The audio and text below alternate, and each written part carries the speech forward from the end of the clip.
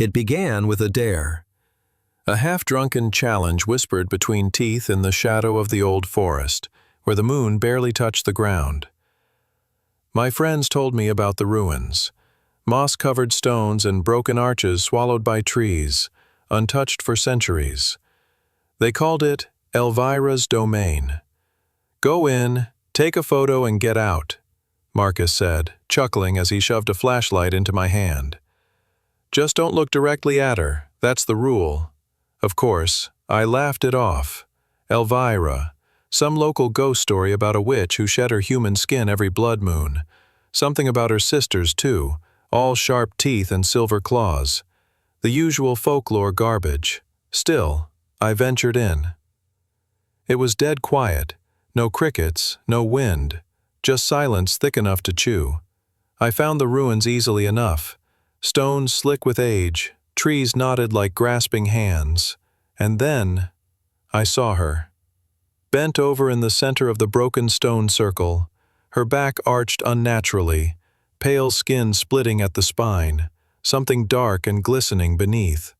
Her hair hung like a curtain of black silk, but it twitched, like it was alive, and then she turned. Not all the way, just enough to meet my eyes, too late. She gasped, no, snarled, and in a voice that was half woman, half animal, she said, "Growls. You saw me, mid-transformation." I stepped back, but my feet wouldn't move. Something, invisible but suffocating, rooted me in place. She straightened slowly, the cracking of bones echoing around us.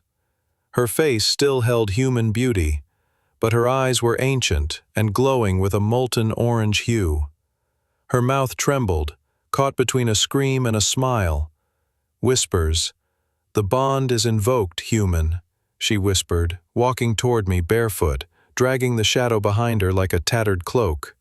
"And it must be satisfied." I tried to speak, an apology, a plea, anything, but she placed her hand on my chest and leaned close. Her breath was warm, unnatural, breathy. "You'll either become mine, or become nothing." And that's when I heard it. The other voices. Hissing, clicking, soft growls and wet laughter. Dozens of eyes blinked open from the trees, pale and wide, watching, hungry, sharp. "My sisters are near," she whispered, her voice sharp now. "And if the bond is not fulfilled, they will feast upon you for what you've seen. They will peel you open to see if you're soft enough to keep." I didn't understand. I didn't want to understand. What do I do? I finally choked out. She tilted her head. "Kneel." I did. She smiled, wide and full of too many teeth. Then everything went black. Now I live in the spaces between the forest and the ruins. I feel her eyes in my dreams. I hear her sisters breathing behind every mirror. The bond wasn't death. It was belonging. And now, I wait for the next human to wander too close. To see what they shouldn't. So the bond can be passed. And maybe, just maybe, I'll finally be free. They told me the bond was eternal. They didn't say it would rot me from the inside out. It's been 6 nights since Elvira marked me. I no longer dream like a man. I dream like them. My teeth ache. My skin itches beneath the surface, like it's waiting to peel. Worse still. I've begun hearing her voice when I'm awake. Soon, she whispers in the sound of creaking wood and radio static. Soon, the hunger will make sense. At first, I stayed away from people, I thought I could resist it. But now I can smell fear on them like perfume. It makes my mouth water. I didn't ask for this. I only saw her. And now I'm becoming what I saw. Last night, I tried to go back to the ruins, to beg her to undo it. But I found something else waiting for me. 3 of them. Her sisters. Taller than any human should be, with necks that stretched and cracked like tree branches. Their eyes were lidless. Their hands had too many fingers. They didn't speak, but I knew what they were thinking. They circled me slowly, sniffing the air. Then one leaned in, her breath like mildew and ash, and in a gurgling rasp she said, "You wear our sister's scent. But you are not yet kin." Another one grinned, jaws splitting sideways. "You stink of regret." "Shall we peel it off him?" said the third, licking her palm with a tongue that split into three. Before they could touch me, Elvira appeared. Not walking, but drifting through the air like smoke. Her feet didn't touch the ground. Her eyes burned like candle flames. She raised a hand and they froze instantly. "He is mine," she said, voice like thunder in a locked room. "Touch him and you'll answer to the old hunger." The sisters recoiled and melted back into the forest, hissing like steam.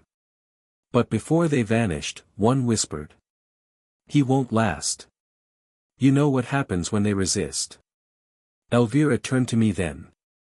Not angry, almost sad. "You came back," she said quietly. "That was foolish." "I want out," I told her.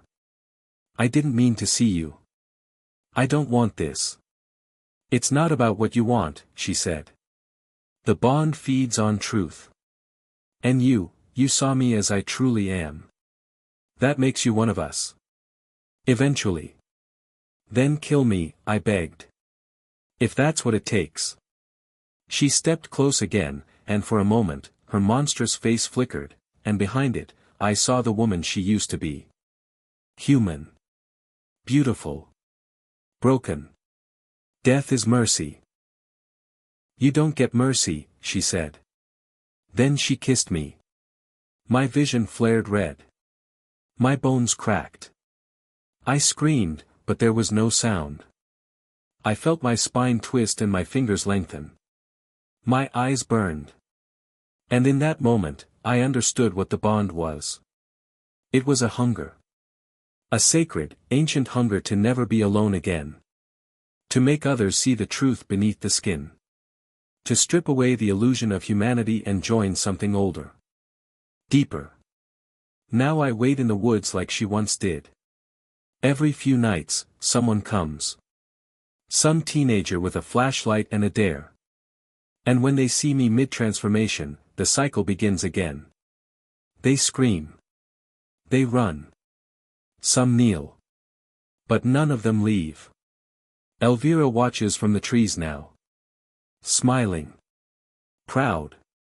Her sisters chant in the dark behind me. They're hungry. And soon. You'll see me too. Most who enter Elvira's woods come by mistake. But not her. She came on purpose. She walked the crooked trail with bare feet and a blade wrapped in red twine.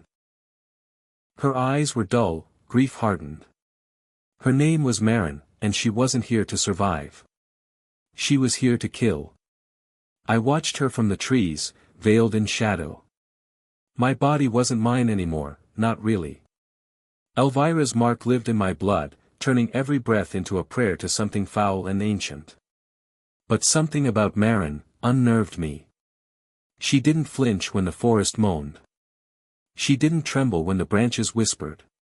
She didn't look away when I stepped into her path, half transformed, bones shifting beneath my skin like worms. I opened my mouth, not to warn her, but to feed. And she raised her blade. "You were Daniel, weren't you?" she asked, voice like gravel and smoke. "My brother came here with you." Marcus. The name hit me like a nail through the skull. Memories flashed, cheap beer, laughter, a flashlight shoved in my hand. Marcus, screaming in the dark. I remembered. He didn't kneel," I croaked. She didn't cry. She only nodded once. "Then I'll find what's left of him, and I'll burn it. And then I'll burn the rest of you." Before I could move, she hurled something at my feet, a pouch made of dried skin, etched with strange runes. It burst into flame without heat. The smoke made my body seize. The transformation halted. I fell to my knees, gasping. From the trees, Elvira shrieked. Not in pain.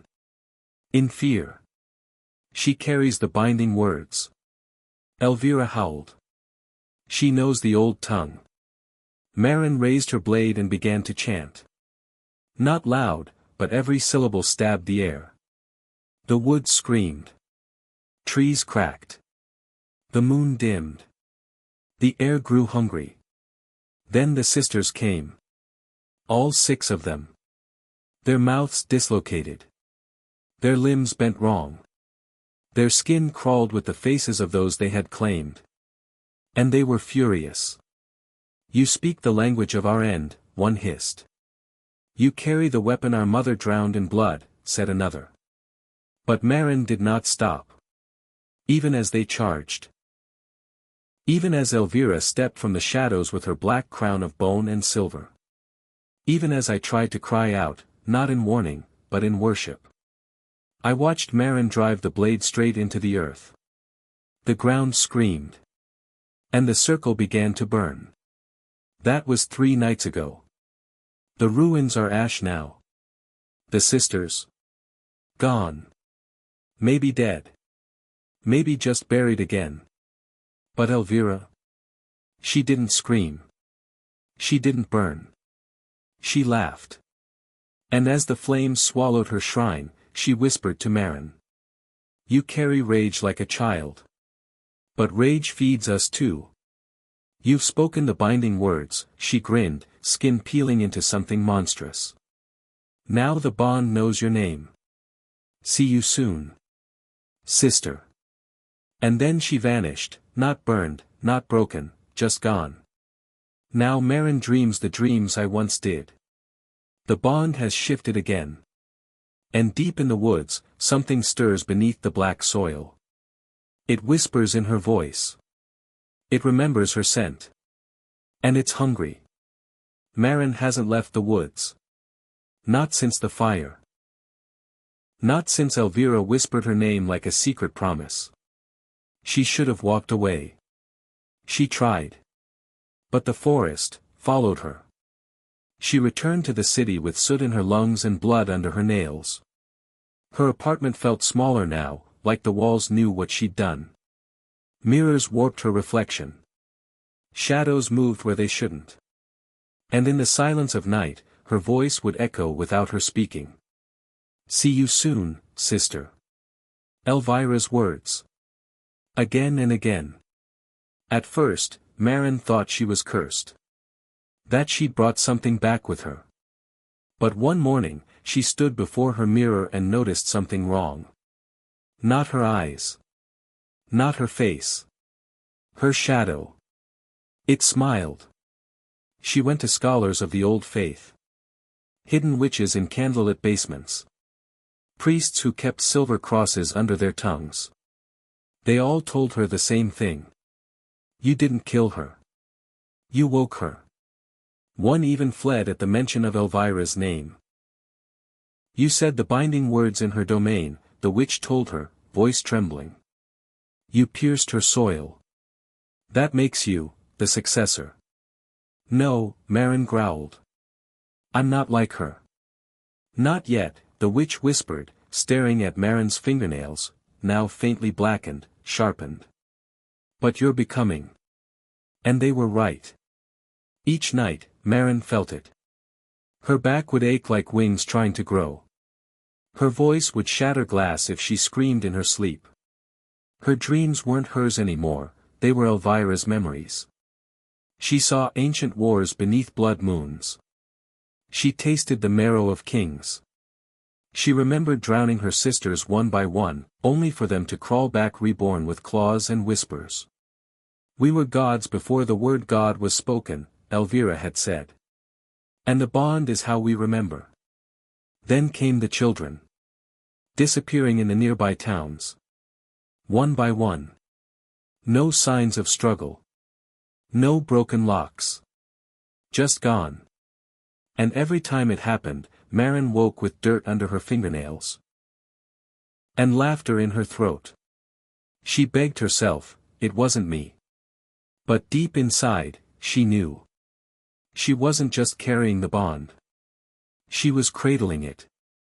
One night, Marin returned to the forest. She stood among the ruins, now regrown with twisted vines and whispering roots. "I want it gone," she shouted into the darkness. "I want you to finish what you started." And the forest answered. Not with Elvira, but with her sisters. They rose from the soil, their bodies covered in moss and graveworms, eyes glassy and gold. "You burned the shrine," one hissed. "You spilled the blood word," said another. "You are more than sister now," whispered a third. "You are mother." They knelt. "We await your command." Marin screamed. Not in fear. In rage. In loss. In hunger. And the forest bent to her voice. She is no longer trying to escape. She walks barefoot now. She sheds her skin in the moonlight. And if you enter the woods, flashlight in hand, heart pounding with some childish dare, you won't find Elvira. You'll find someone worse. Someone who remembers what it felt like to be human. Someone who chose to become more. Marin. The new bond. And unlike Elvira, she doesn't ask you to kneel. She just watches, as her sisters rip you apart. They call me Detective Raina Cole, Missing Persons Unit, Cedar Hollow. I've seen runaways. Abductions. Domestic horror stories. But nothing prepared me for Blackroot Forest. 9 disappearances in 3 months. No forced entry. No remains. No trails. All victims last seen near the forest's edge. Locals won't go near it. Not after dark. Not even during the day. They whisper about her. A woman who walks barefoot between trees. Sometimes pale. Sometimes covered in bark. Always watching. Always smiling. Some call her Elvira. But the newer stories mention another name. Marin. The official report is nonsense, wildlife attacks, maybe a cult. But the survivors I interviewed, they don't lie the same way. One girl, age 12, found near the forest border, eyes wide and white with fear, kept repeating. "She doesn't blink. She doesn't blink." Another, a hunter dragged back with half his hair turned white, only managed to whisper. "I shot her." She laughed. Then her mouth split sideways. So I went in. Alone. Armed. And prepared to disbelieve everything. I didn't last 10 minutes before the forest went wrong. No birds. No wind. Just creaking trees that leaned in as if listening. I found markings etched into trunks, spirals, bones, eyes with too many pupils. And then I found the circle. Scorched stones. Red moss.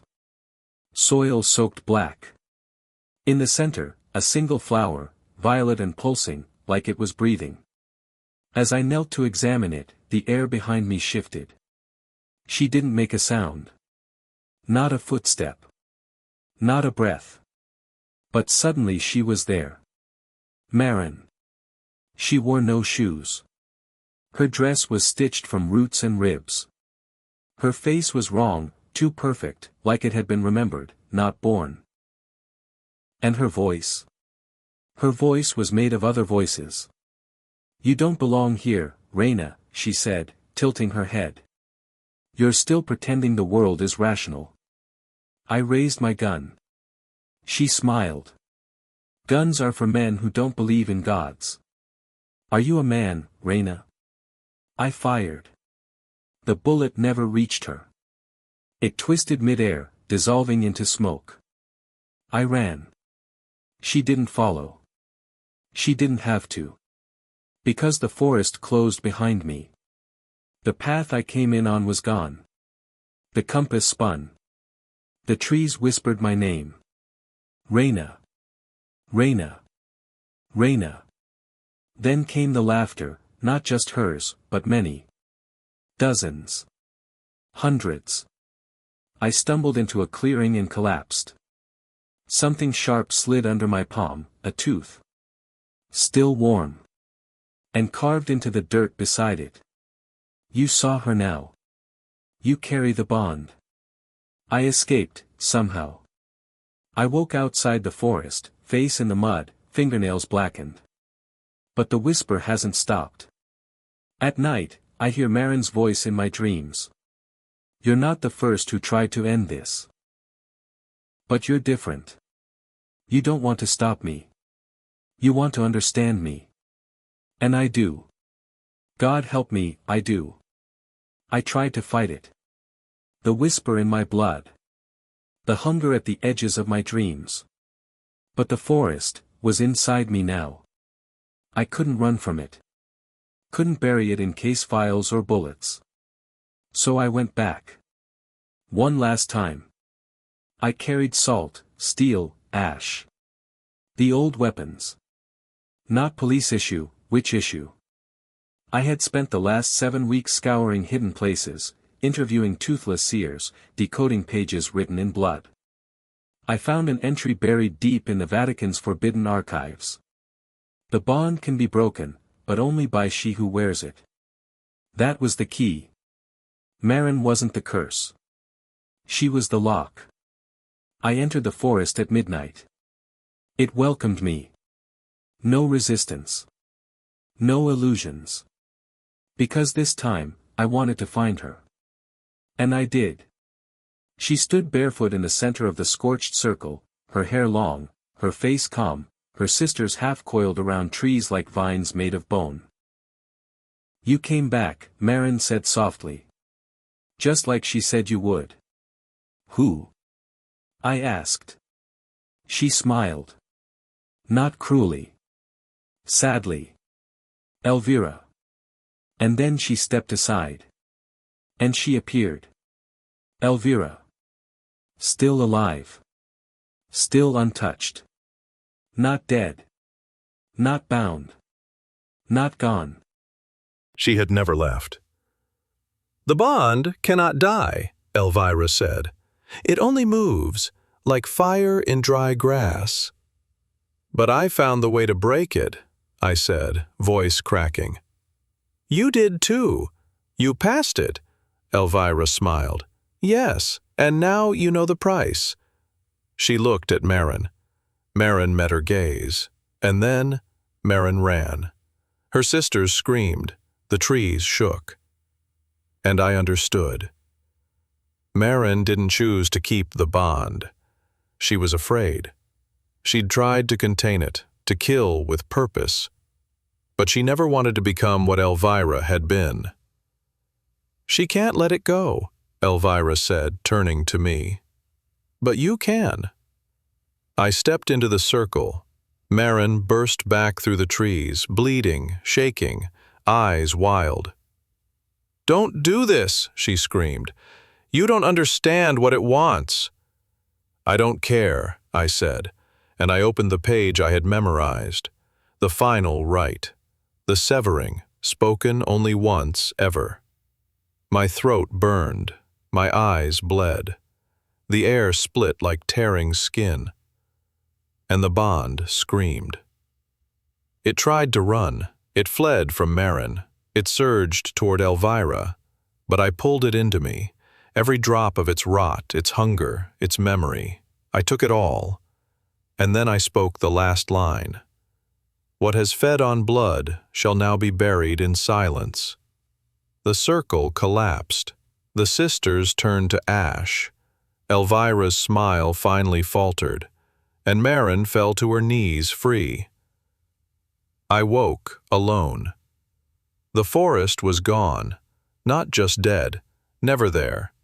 No trees, no ruins, just an empty field under a clean sky. And silence. For the first time in centuries, silence. I don't dream anymore, but when I close my eyes, I see them, all of them. The ones taken, the ones changed, the ones who became monsters so they wouldn't be alone. They whisper, but they don't scream. Because the bond is sealed now, inside me, and I won't let it out. The end.